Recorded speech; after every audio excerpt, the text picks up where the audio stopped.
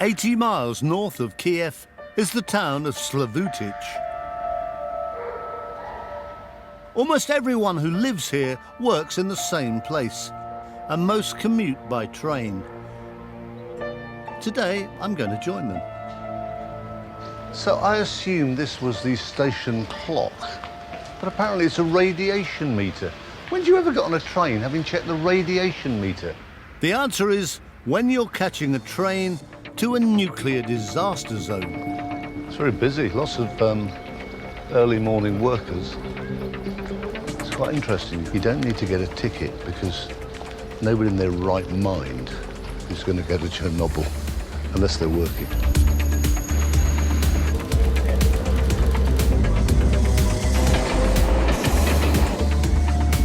No turning back now.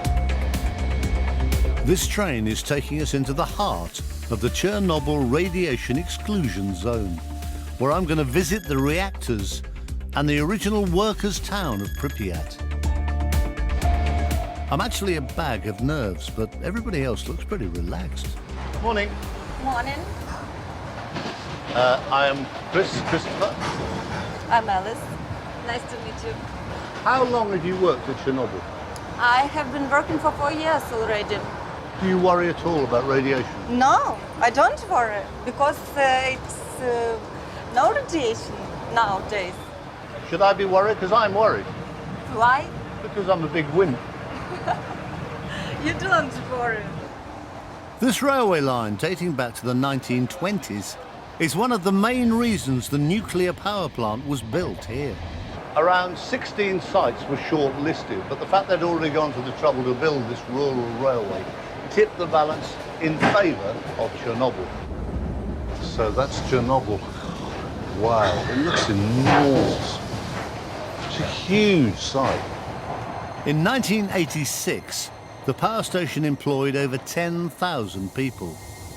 Today, thanks to one stupid mistake, 2,300 people still work here purely to clean it up.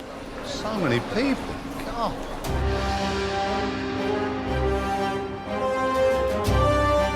So this is it, nuclear reactor number 4. This is the one that for 10 days spewed out so much lethal radiation that all the surrounding area may well not recover for tens of thousands of years.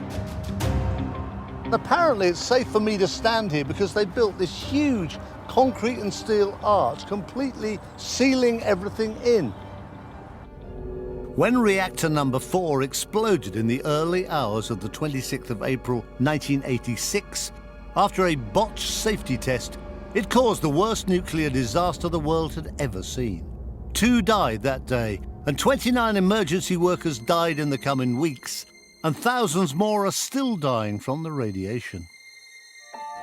But on the morning after the explosion in the nearby town of Pripyat, life continued as normal for most of the workers and their families, who were completely unaware of the invisible but deadly radiation that was raining down on top of them.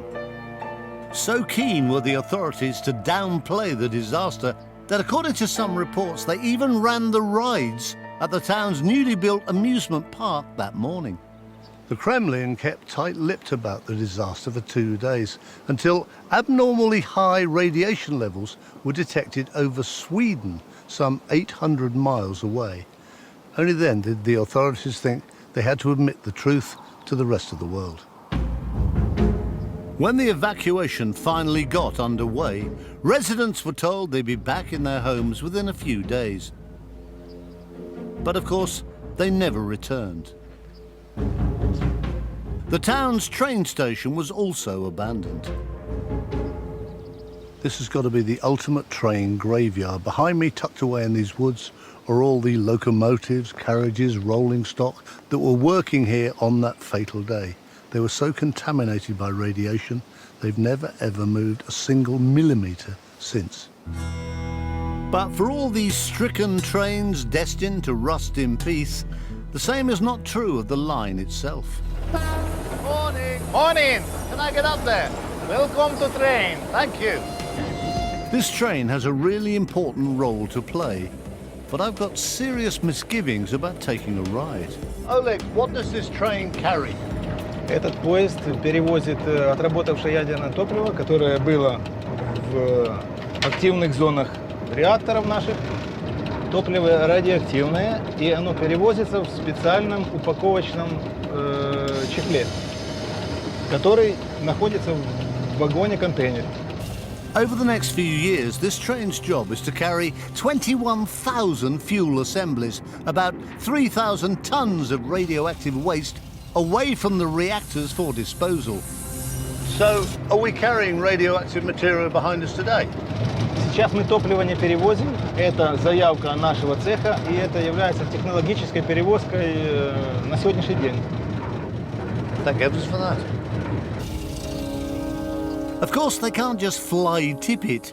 This is their brand new nuclear storage facility. So this is where the nuclear waste actually comes to, which is where the guys say the real work starts, but the whole place is so nuclear.